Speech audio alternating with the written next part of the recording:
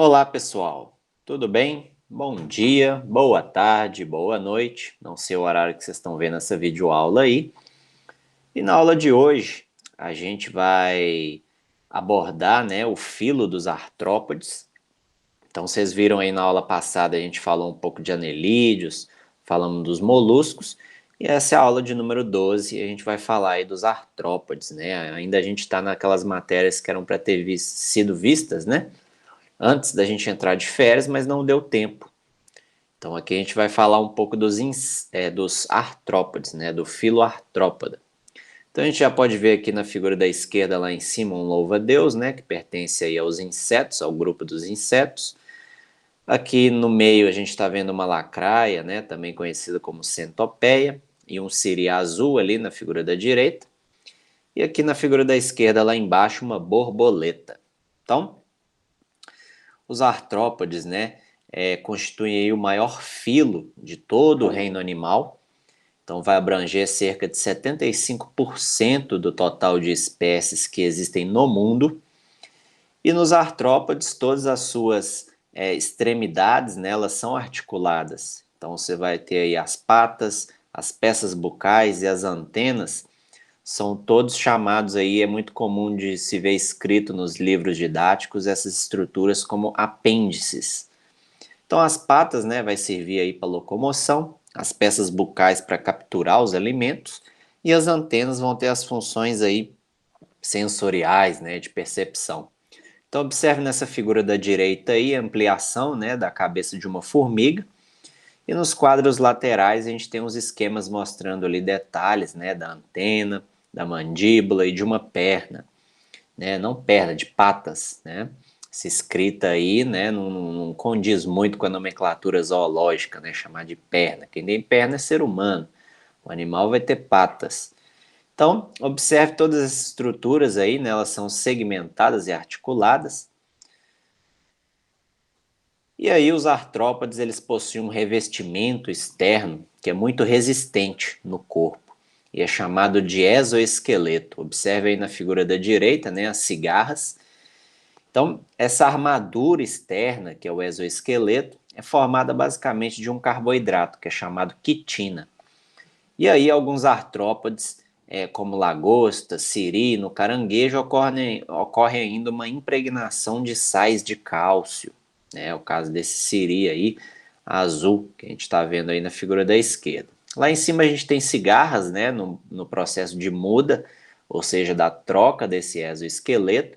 Então observem que elas estão grudadas em alguma árvore, né, o tronco de alguma árvore, e aí aquela estrutura, aquele exoesqueleto antigo está grudado na árvore aí, né, e dela está saindo esse exoesqueleto novo, né, geralmente o exoesqueleto novo é secretado, produzido por baixo da armadura antiga, e ele é maleável. A partir do momento que ele consegue se libertar e sair, aí, se desprender, né, daquele exoesqueleto antigo, esse exoesqueleto novo entra em contato com o ar e começa a endurecer. Então, a gente está vendo aí a cigarra saindo, né, fazendo a muda, né, o crescimento, saindo daquele exoesqueleto antigo.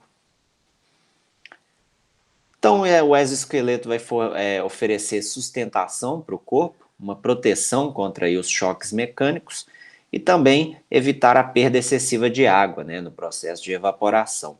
Então, esse invólucro quitinoso, que é o exoesqueleto, dificulta o crescimento desses animais, né? E o crescimento é justamente o processo conhecido como mudas ou equidizes. Então, o crescimento de um artrópode se dá quando ocorre a ruptura, né, desse exoesqueleto antigo e tem a produção, né, a secreção desse exoesqueleto novo. Então, é nesse período de mudas aí que eles fazem o crescimento, porque geralmente o exoesqueleto antigo dificulta mesmo esse processo de crescimento. E aí, então nas cigarras a gente está vendo a secreção desse novo revestimento e pode ocorrer durante esse processo também mudança na forma corporal, tá? Alguns indivíduos aí vão ter, a gente vai ver a formação de desenvolvimento indireto, né? Forma larvas, outros vão ser o desenvolvimento direto, então vai formar justamente aí um indivíduo jovem, né? E aí, nosso estudo, então, dessa diversidade existente dentro do filo dos artrópodes, a gente vai conhecer 5 grupos, né, que são 5 classes aí de artrópodes, né? Então, a gente tem os insetos, os aracnídeos, os crustáceos, os quilópodes e diplópodes. Então, pelas imagens que a gente tem aí do lado, a gente pode perceber, né, que o corpo dos artrópodes ele é dividido em algumas regiões. Então, quando a gente pega lá nos insetos, né, está representado aí nessa primeira figura pelo louva-a-Deus, a gente tem uma cabeça, um tórax e um abdômen, né? Então, os insetos têm cabeça, tórax e abdômen. Quando a gente passa ali para os aracnídeos, né, e na maioria dos crustáceos, no caso nas figuras aí o aracnídeo representado pelo escorpião e os crustáceos pelo camarão, a gente tem já a união dessa cabeça com o tórax, então é chamado de cefalotórax, né, a cabeça e o tórax fundidos, e a presença aí, então do abdômen. Já nos quilópodes, a gente está representado aí na figura pela centopeia, então é um outro grupo aí dos artrópodes que vai ter cabeça e tronco. E por fim, os diplópodes têm, né, representado pelo piolho de cobra aí, tem a cabeça, tem um pequeno tórax e uma região ali do tronco, né? Então essas são algumas diferenças aí desses artrópodes. Uma outra característica que vai ajudar também a distinguir os 5 grupos de artrópodes é o número de patas, né? Então todos os insetos ali está representado nesse caso pelo louva-a-Deus, mas todos os insetos são hexápodes, então tem 3 pares, né, de patas aí, 6 patas quando adultos, e aí na fase larval pode ocorrer algumas diferenças, tá bom? Então, todos os aracnídeos, eles são octópodes, então tem 4 pares, né, de patas aí, tem 8 patas, tanto os adultos, né, quanto as formas jovens, né, e aí esses aracnídeos apresentam um desenvolvimento direto. Então, do ovo vai originar diretamente já o indivíduo jovem. Então, no caso do escorpião ali, ó, os, né, 2 pares de patas por segmento, digamos assim, então vai ter 8 patas no total, né, um octópode. Alguns crustáceos, né, tá representado aí o caranguejo, né, como nessa figura aí como crustáceo, eles são decápodes, né? Alguns crustáceos são decápodes, então tem 10 patas, né? E alguns possuem mais patas, né? Como a tatuíra, né? Que a gente está vendo aqui na figura ali da esquerda lá embaixo. E aí alguns possuem as patas anteriores bem desenvolvidas para captura de alimento, né? Que é o caso aí desse caranguejo. E aí, já em relação aos quilópodes, né, e diplópodes, eles podem ter dezenas de patas. Por isso que eles são conhecidos também, tanto os quilópodes quanto diplópodes, no caso ali centopeia e piolho de cobra, como miriápodes, né, que diz respeito a 1000 pés. Né? Obviamente não vai ter 1000 pés, mas como eles podem ter dezenas de patas, tem essa designação para eles aí de miriápodes.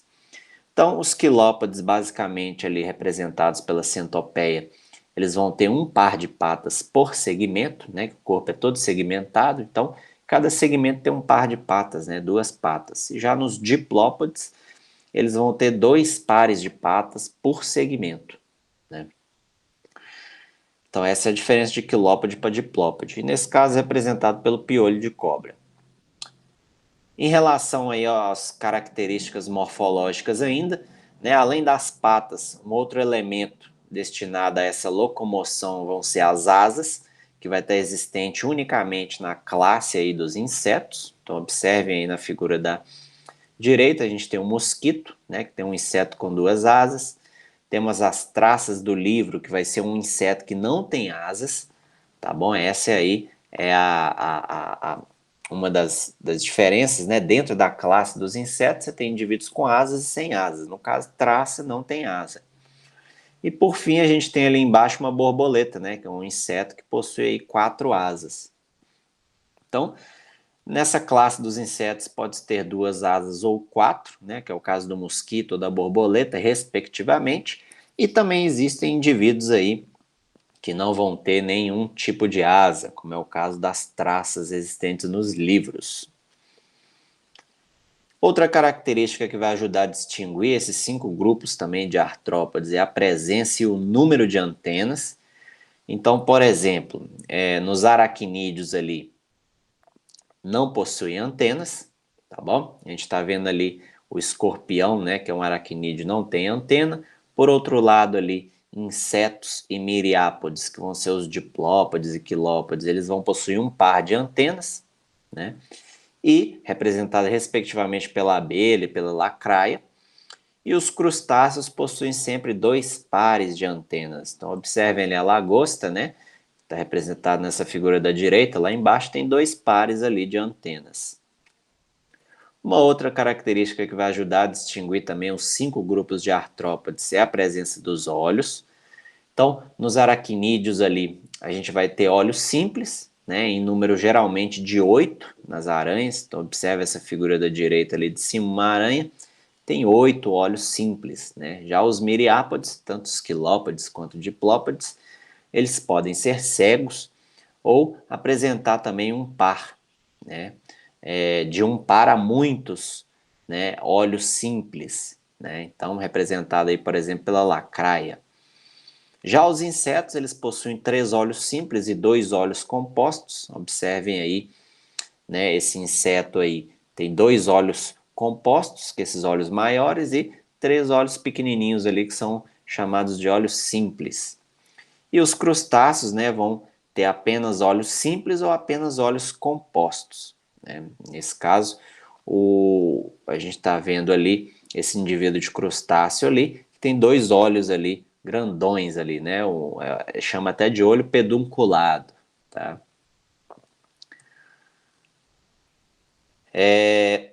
Um olho composto, ele é basicamente formado por unidades chamadas omatídeos, observem na figura da direita. E aí cada omatídeo é responsável pela captura, né, de uma pequena imagem, né? Por isso que o olho composto, a imagem é melhor do que do olho simples, porque eles têm vários omatídeos ali que vão capturar cada uma imagem e formar uma imagem maior. Então as imagens coletadas por todos os omatídeos são superpostas, né, resultando um enorme campo visual para esses insetos, tá bom? Então observe os detalhes do matídeo, né? Tem a lente, as células que vão capturar essa luminosidade ali, formar a imagem, né? Então esse é o esquema de um olho composto aí, fazendo um corte nele, né? E detalhando essas estruturas aí, como por exemplo, os omatídeos. Em relação à reprodução, os artrópodes são, com raras exceções, animais de sexos separados, tá? Nos artrópodes a fecundação é interna. E aí, entre os insetos, um fenômeno comum é a partenogênese. Então, você tem lá ovócitos produzidos pela fêmea, né, geralmente é uma rainha ali, e quando esses ovócitos não são fecundados, podem se desenvolver e formar um novo indivíduo, né, por partenogênese, né. E aí, nas abelhas, os machos são formados sempre pelo processo de partenogênese e as fêmeas por fecundação, tá? Então, sempre quando tem fecundação, ou vai virar ali uma operária ou uma rainha, e os machos, formados por partenogênese, vai formar o zangão da rainha ali. Os artrópodes crescem, então, através de mudas, né? Em alguns grupos, o corpo vai sofrer algumas modificações aí, como a gente está vendo na figura da direita. Então, ocorre o processo de metamorfose, ali a gente está vendo de uma borboleta. Então, de cada ovo ali de amarelo, né, que foi depositado, vai eclodir uma larva. E aí, essa larva dessa borboleta é conhecida como lagarta, né? E aí a larva sofre diversas mudas, né, e vai crescer. E após essa fase vai se formar então a pupa, né? E aí a lagarta, que é a larva, vai sofrer uma metamorfose e originar então o indivíduo adulto, né? Então está esquematizando aí na figura da direita esse processo de crescimento, né, de desenvolvimento de uma borboleta, tá? A metamorfose é frequente entre os artrópodes, mas não ocorre em todos os grupos, tá? Tem alguns grupos que têm um desenvolvimento direto, sem formação de larva.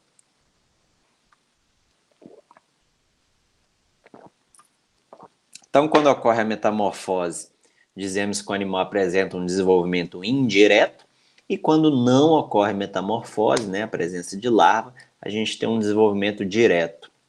E aí, um desenvolvimento indireto, que é com formação das larvas, ocorre em quase todas as espécies de crustáceos, né? E é raro entre os aracnídeos, tá? Entre os insetos e miriápodes, existem aí espécies tanto com desenvolvimento direto e outras com indireto, sendo que esse desenvolvimento indireto pode ser completo ou incompleto. Então, no desenvolvimento indireto, completo, você tem o ovo, do ovo forma a larva, da larva forma aí o indivíduo juvenil, né? E aí desenvolve até a fase adulta. Já no desenvolvimento indireto incompleto, é o caso que a gente tem no gafanhoto aí, né? Então essa figura está mostrando um esquema do desenvolvimento com metamorfose incompleta do gafanhoto. Então observe que do ovo não vai originar uma fase larval, né? Já origina direto uma ninfa, que é como se fosse um indivíduo jovem ali, mas que vai faltar algumas estruturas, como por exemplo as asas, né? E as gônadas também não vão estar maduras. E essa ninfa vai se desenvolver, né? Antes de chegar à fase adulta aí, começa o crescimento dessas asas, desenvolvimento das gônadas, e aí o animal atinge a fase adulta. Bom, na metamorfose completa, né? Então a gente pode ter ali os holometábolos, então, ou seja, do ovo vai sair uma larva, tá? E aí é o que ocorre em borboleta, mosca, pulgas, então a gente fala que é uma metamorfose completa. Então tem ovo, larva, indivíduo juvenil, indivíduo adulto, né? E aí tem também a metamorfose incompleta, que pode ser hemimetábolo, então do ovo vai sair uma linfa, né? E aí essa linfa é bem parecida com o adulto, mas não possui, por exemplo, asas e gônadas. É o caso dos gafanhotos, que a gente mostrou aí, está representado na figura da direita, né? Barata, libélula, percevejo. E temos também o desenvolvimento direto, né? Ou seja, o ametábolo. Então não ocorre formação de larvas, né? É o caso, por exemplo, da traça dos livros, né? É um inseto sem asas e que tem desenvolvimento direto. Então não tem uma fase larval. Do ovo vai sair direto um indivíduo juvenil. O desenvolvimento dos aracnídeos também é direto, né? E os escorpiões apresentam aí uma particularidade. Eles são vivíparos, né? Então o desenvolvimento dos indivíduos jovens ocorre dentro do corpo materno. Então olha ali na figura da direita, pequenos escorpiões, né, no dorso da fêmea, que mede cerca de 8 centímetros de comprimento. E aí os aracnídeos são vivíparos, né? Então tem um desenvolvimento direto, não tem fase larval, e os indivíduos juvenis desenvolvem dentro do corpo materno, né? E quase a totalidade dos artrópodes, né, são ovíparos, então tem aquela fase ali com parte do desenvolvimento ocorre dentro de um ovo, tá? Em relação aí aos artrópodes, né, vamos falar um pouco da fisiologia da respiração, circulação e excreção. Os artrópodes eles são encontrados em praticamente todos os ambientes do planeta, né? E por esse fato, né, eles vão apresentar mais de um tipo, obviamente, de respiração, né? O indivíduo que está debaixo d'água tem que respirar diferente do indivíduo que está na terra. Então, os artrópodes, por exemplo, aquáticos, eles vão possuir uma respiração branquial. Observe na figura da direita aí, né, a representação de um indivíduo, de um artrópode marinho, né? E ele tem as brânquias ali, ó, sobre a carapaça, né? Sobre esse cefalotórax, crustáceo aí, que vai permitir essas brânquias vão captar, né, o oxigênio presente na água aí e realizar essas trocas gasosas, tá? Tanto a classe dos insetos quanto o grupo dos miriápodes, né, que são quilópodes e diplópodes, a respiração é traqueal. Então observe na figura da direita aí a estrutura interna de um inseto com destaque para as traqueias, né? Então você tem esses sacos de ar aí, esses túbulos chamados de traqueia, e essas traqueias formam um sistema de tubos aí que vão percorrer todo o corpo do animal e se abrir em poros, que são chamados de estigma, observe na figura da direita aí, e estão localizados lateralmente na superfície do corpo. Então essas traqueias vão ramificar por todo o corpo e as trocas gasosas vão ocorrer de célula a célula ali por difusão, tá? As traqueias não comunicam com o sangue desses animais, então não tem comunicação do sistema respiratório com o circulatório. Então, como ocorre nos diversos mecanismos, né, de respiração de outros animais que a gente conhece, o sistema respiratório está integrado, né, com o circulatório. Já isso no caso aí, nesses artrópodes, né, elas não vão comunicar, tá? O sangue dos insetos não possui pigmentos também respiratórios, então ele não vai transportar os gases, oxigênio aí da respiração. E no grupo, né, dos aracnídeos, a respiração é por filotraqueias, ou seja, também conhecidos como pulmões foliáceos. Observe aí a figura da direita lá embaixo, nas aranhas, né, essas filotraqueias ou pulmões foliáceos. Então, basicamente são estruturas formadas por lâminas irrigadas, finas e paralelas, como a gente está vendo ali na figura da direita, e vão se abrir, né, na superfície do corpo por meio de poros, que são também conhecidos como estigmas. E aí ocorre um fluxo de ar ali por essas lamelas e as trocas gasosas vão ocorrendo em cada lamela dessa aí. Então vai recebendo o gás oxigênio e passando isso aí, esse gás aí para o restante do corpo, né, difundindo aí, tá? Nas aranhas, além desses pulmões foliáceos, possuem aquele sistema de traqueias ali também, aqueles sacos de ar, né? E aí espalhados aqueles túbulos por todo o corpo e o oxigênio vai passando e difundindo ali, passando de célula para célula.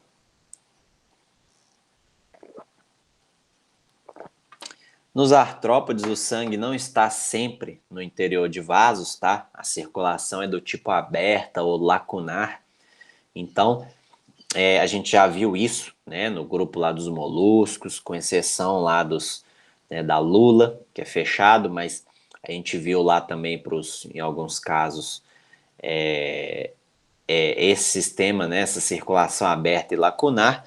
Então, basicamente, entre as lacunas ali, existem o sangue, né, ele extravasa, né, dos vasos sanguíneos e entra ali nas lacunas que estão existentes em alguns órgãos aí do corpo desses animais. Então, nos insetos e miriápodes, que são os quilópodes e diplópodes, a eliminação também de substâncias tóxicas, né, como as excretas nitrogenadas, é feito por um conjunto de túbulos, conhecidos como túbulos de Malpighi. Observe aí na figura da direita, ó, lá de verde, esses túbulos de Malpighi, que vão estar em comunicação com o intestino do animal. Então, esses túbulos vão servir para coletar, né, esses resíduos que não vão ser utilizados no metabolismo do animal, né, que está presentes ali no sangue, e esses túbulos coletam esses resíduos e envia ali para o intestino, para ser eliminado junto com as fezes. E aí nos aracnídeos, né, a gente tem também as glândulas coxais. Então, só um desenho aí esquematizando essas glândulas coxais, que eu não achei uma ilustração assim em livro didático dessas glândulas coxais, então tem um desenho aí com onde seria a posição dessas glândulas coxais numa aranha aí. Então, essas glândulas coxais realizam também a excreção de resíduos juntamente com os túbulos de Malpighi. Então, é mais um acessório aí para excretar esses produtos aí do metabolismo que não vão ser utilizados.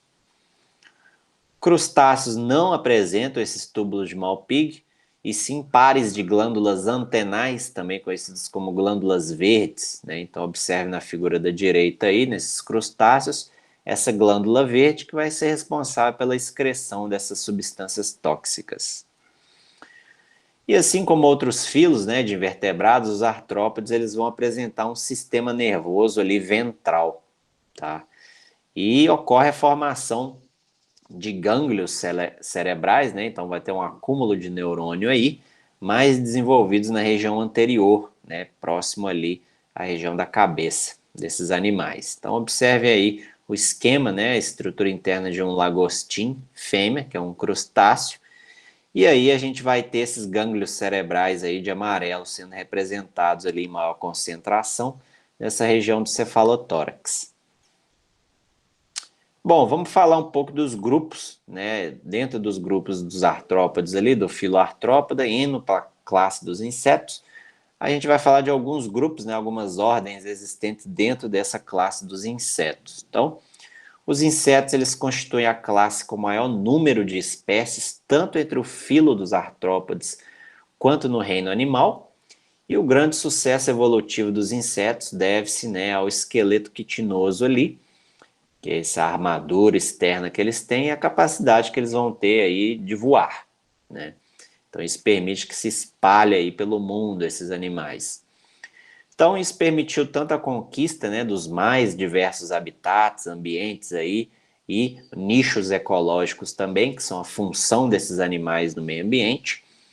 E os insetos voadores, né, são importantes para o ecossistema, né, como agentes polinizadores, por exemplo, né, daquelas plantas que têm flores e frutos, como as angiospermas. Então observe aí na figura da direita, lá em cima, a gente tem uma abelha, né, toda cheia de pólen aí. Esse pólen ela pega, né, vai se alimentar ali do néctar, e aí esbarra na parte do aparelho reprodutor da planta, esse pólen gruda ali no corpo, quando ela for em outra flor, né, para pegar mais pólen, vai acabar que esse pólen vai cair, para pegar mais néctar, né, vai acabar que esse pólen vai cair nessa outra planta e fecundar ela, e aí permitir a reprodução dessas angiospermas. No grupo dos insetos, a gente tem insetos também com importância médica, né, como é o caso dos pernilongos aí do gênero Anopheles, que são os vetores da malária. Olha aí uma fêmea de mosquito do gênero Anopheles aí. Né? A malária, que é o vetor, é essa fêmea, né, do gênero Anopheles, vai transmitir o protozoário aí. Temos também a Aedes aegypti, né, o nosso conhecido Aedes aegypti, que é o vetor do vírus da dengue. Culex, que é vetor da elefantíase, tá? Também conhecida como filariose, né? Que a gente viu isso aí lá no grupo dos nemateumintos, né? Quando a gente teve nossa aula dos vermes lá, a gente viu essa filariose, essa doença aí. Então olha a fêmea do Culex lá embaixo, né?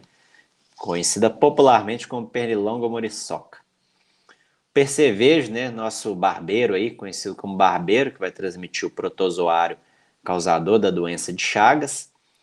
E aí a classe dos insetos, né, ela é dividida em aproximadamente 30 ordens, sendo a mais numerosa, né, a ordem dos coleópteros, que são os besouros, né, então tem cerca aí de 500 mil espécies de besouros aí pelo mundo, tá?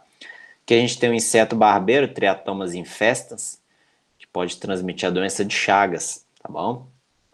Aqui no Brasil.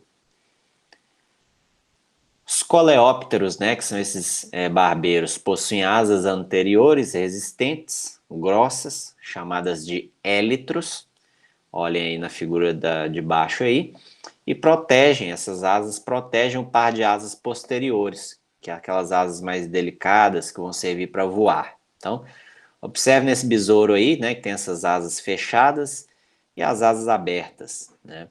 Então, os élitros são as asas anteriores, que são resistentes, né? E as asas posteriores já são mais delicadas, né? Mais simples, que são usadas para o voo desse animal, tá?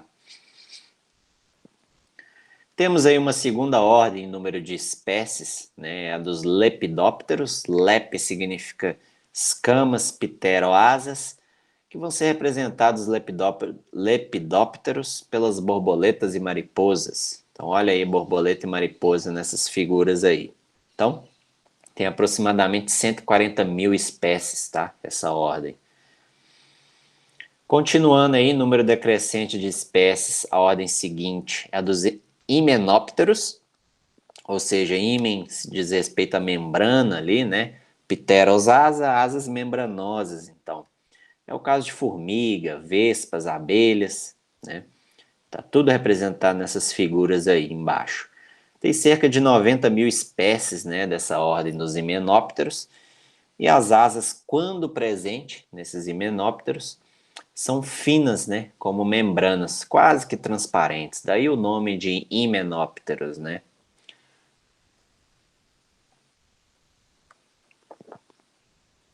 Temos a ordem dos dípteros, ou seja, duas asas, representada aí tanto pelas moscas e mosquitos, né, pernilongos, possui aproximadamente 80 mil espécies, tá? Muitas espécies possuem importância médica, como a gente já mencionou anteriormente, tá? Então temos aí mosca, pernilongo nessas figuras.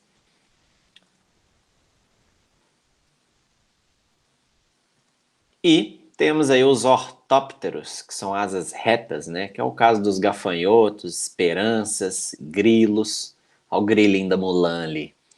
Então, diferentemente, né, das ordens já citadas, cujos representantes possuem um desenvolvimento com metamorfose completa, então tem ovo, larva, indivíduo jovem aí que vira o indivíduo adulto, os ortópteros, né, apresentam uma metamorfose incompleta. Então é o caso que eu já falei ali do gafanhoto, por exemplo. Do ovo não gera uma larva, gera um indivíduo conhecido como ninfa. E aí depois que gera um indivíduo jovem, posteriormente um indivíduo adulto. Temos aí os sifonápteros, né? Sifotubo, a sem pteroasas, então são, né, insetos sem asas, né? Eles são ápteros. E possuem um tubo, né, que faz parte do aparelho bucal sugador ali.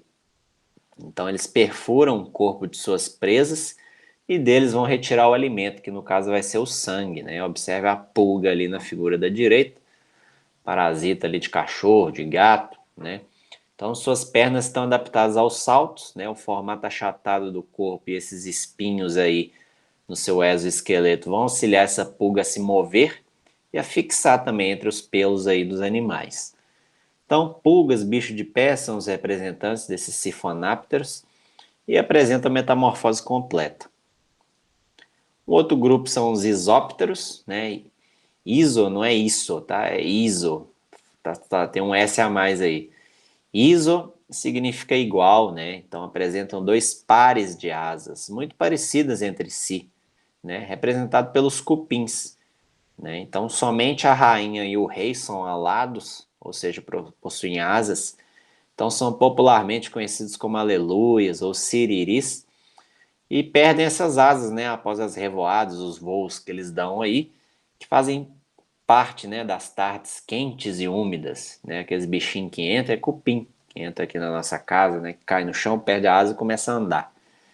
Então, só a rainha e o rei que tem essas asas, o restante são tudo ápteros, né, sem asas, como a gente pode ver ali na figura da direita. Então você tem os cupins alados aí, com as asas, olha lá, e os outros sem, né. E esses cupins alados são os indivíduos reprodutores, né? Nessa sociedade que tem ali, né? Desses cupins, tá? Não são, tá escrito colônia, mas colônia, né? A definição mesmo são indivíduos unidos fisicamente entre si, né?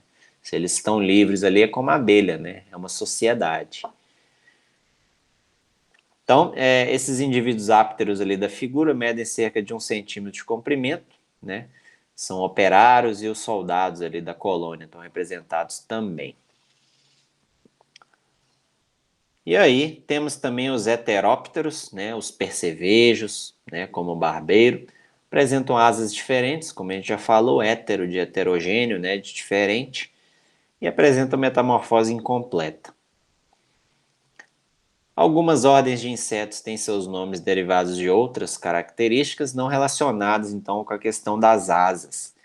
E aí, por exemplo, blastódios, né, que são as baratas, apresentam uma metamorfose incompleta. Olha ali, figura da direita, uma barata.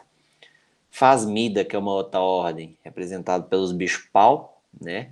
E o nome deriva de phasma, que significa fantasma, ou seja, é uma alusão aí ao fato de que esses insetos parecem gravetos ou pequenos pedaços de pau, folhas, e são dificilmente, né, vistos em meio a galhos secos e folhagens aí de onde eles vivem.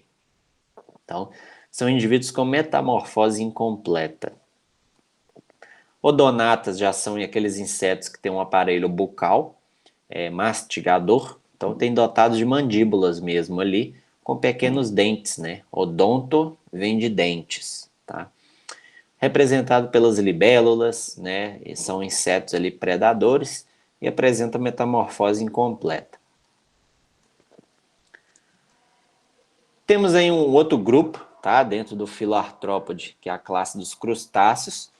E os crustáceos são os únicos artrópodes com 4 antenas, né? Ou seja, 2 pares, né? Então, são os principais artrópodes aquáticos, sendo a maioria de ambiente marinho, tá? Existe um grupo chamado de isópode, né? Iso igual ali, que a maioria dos representantes é marinho, mas algumas espécies vivem fora da água, né? O caso desses tatuzinhos aí de jardim. E eles têm, apesar de viver nesse ambiente terrestre, tem que ser um ambiente terrestre úmido, tá? Porque eles têm respiração branquial. E a brânquia, para conseguir ter seu bom funcionamento em captar o oxigênio, ela não pode ficar ressecar. Ela tem que estar em ambiente úmido. Por isso que esses tatuzinhos de jardim fica em terra úmida ali, né? Para eficiência dessa respiração branquial. E os crustáceos mais populares ali pertencem ao grupo dos decápodes, né? Então tem 10 patas, né? É o caso ali dos caranguejos, siris, lagostas e camarões. Bom, existe um grupo de crustáceos aí que são sésseis, ou seja, eles são fixos, tá bom? E são marinhos, né, de ambiente marinhos e são filtradores, tá? Então existe um grupo de crustáceos aquáticos também muito pequenos, que são os copépodes, e fazem parte tanto do zooplâncton marinho, né, tanto quanto o zooplâncton de água doce. Há um copépodo ali, né, na figura da esquerda, e esse mede 1 milímetro a 5 milímetros de comprimento, bem pequenininho. E na figura da direita ali, uma colônia de cracas, né, que são crustáceos hermafroditas, e essas cracas vivem fixas ali a rochas, né, da região entre as marés e podem ficar expostas ao ar durante a maré baixa, como é representado nessas fotos aí. Temos ainda, né, um outro grupo de crustáceos marinhos muito importantes, que são planctônicos, né, fazem parte do plâncton também, chamados de crio. E aí eles são encontrados já naqueles mares frios daquela região polar ali, e vão servir de alimento para algumas espécies de baleia, tá? Como principal fonte alimentar de algumas baleias. Esse crio aí é quase que transparente, observe na figura da direita aí, ó, crustáceo que constitui o alimento de baleias e pinguins, né? O corpo é praticamente transparente, medindo cerca de 5 centímetros de comprimento. E o legal é que esse crio, né, ele vive em grupos, né, de 60 mil indivíduos aí por metro cúbico. Então é muito plâncton aí, tá, na água. E aí uma baleia azul, por exemplo, adulta, pode ingerir uma tonelada de crio de uma só vez e repetir essa alimentação aí 4 vezes ao dia. Então, como eles vivem aí cerca de 60 mil indivíduos por metro cúbico, é muito crio, né? Então, acaba que é uma das fontes de preferenciais aí da baleia azul, né, para alimentação, esse crio aí, esse plâncton. Outra, né, classe de artrópodes são os aracnídeos, e uma característica que distingue esses aracnídeos dos demais grupos, né, é a ausência de antenas e mandíbulas. Então, observe as aranhas aí, não tem antena, não tem mandíbula. Possuem ao redor da boca estruturas denominadas de quelíceras, né, e aí servem para segurar e triturar os alimentos, essas quelíceras. E apresenta um par também de apêndices, né, na região anterior do corpo, chamada de pedipalpos. Então serve esses pedipalpos para captura, né, de presa e também é importante no acasalamento. Então essa classe é dividida em 3 ordens. Então tem os araneídeos, que são as aranhas, que está representado nessas figuras da direita aí. Temos os escorpionídeos, que são os escorpiões. Olha aí os escorpiões, né, cujo veneno tem importância médica aqui no Brasil, né? Então, escorpião amarelo ali vai ocorrer nos estados aqui, nós, por exemplo, de Minas Gerais, né? Mede cerca de 5 centímetros. O escorpião marrom ali ocorre em Minas Gerais também. E temos os acarinos, que são os carrapatos e as formas microscópicas que a gente conhece como ácaros. Né? Então, na figura da direita ali, o carrapato, né? E aqui nessas duas figuras aqui da esquerda, na figura da direita lá embaixo, 2 ácaros, né? Primeiro aqui da esquerda é o ácaro da sarna, né? Causa aquela coceira lá nos cachorros. Então, o corpo mede cerca de 0,5 milímetros de diâmetro e a sarna se caracteriza por coceiras, né? E manchas avermelhadas na pele, que são reações alérgicas à saliva e às fezes desse ácaro. E um outro ácaro da poeira aí, né, que vive entre as partículas de poeira, né, ele pode causar alergias respiratórias aqui na gente, né, muito comum aí nas residências. Então, ó, esse slide repetiu. Em relação aos aracnídeos, né, São em sua maioria animais predadores, sendo alguns peçonhentos, como é o caso de alguns escorpiões e algumas aranhas. Nas aranhas, né, as glândulas de veneno estão junto das quelíceras ali. Então a gente tem a aranha marrom, viúva negra, tem aquela importância médica ali por causa do veneno. E nos escorpiões encontram-se essas glândulas de veneno na extremidade pós-abdômen ali, né, que é a pontinha, digamos, da cauda. E a ferroada do escorpião, conhecidamente dolorida, né, são animais crepusculares ali, então mais na tardezinha que eles começam a maior atividade, né, e vivem ali nos paus podres, folhas secas, né, debaixo de pedras. E já entre as aranhas, né, a armadeira, né, do gênero Photoneutria,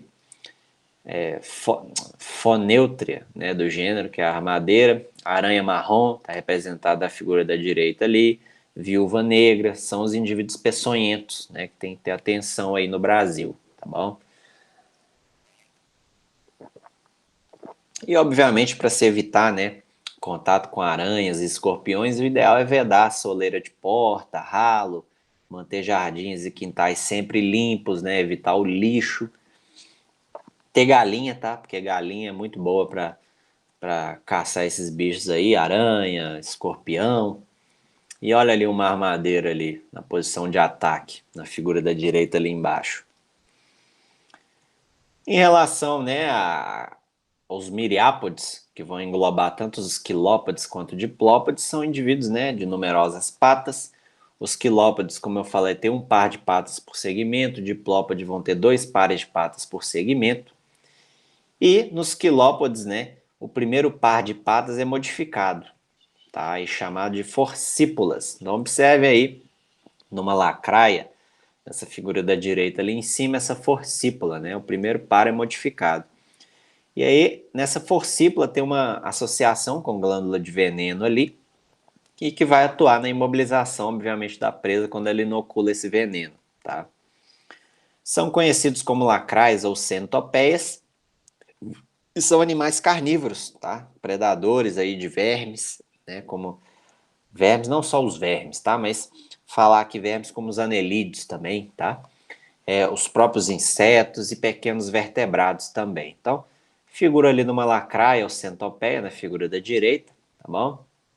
E os diplópodes, né, são conhecidos popularmente como piolhos de cobras, mil-pés, emboás, gongolôs, né? Então, há um piolho de cobra aí, né, em posição de defesa aí na figura da direita. Então, são animais herbívoros, tá? São indivíduos lentos, diferentemente da lacraia ali, são indivíduos lentos e quando se sente ameaçado não ataca não, tá? Eles se enrolam e exalam um cheiro forte e desagradável ali, que geralmente vai ser o suficiente para afastar os seus predadores. Então, a gente viu aqui nessa aula os artrópodes, tá? Na próxima aula a gente vai falar aí a respeito dos equinodermos.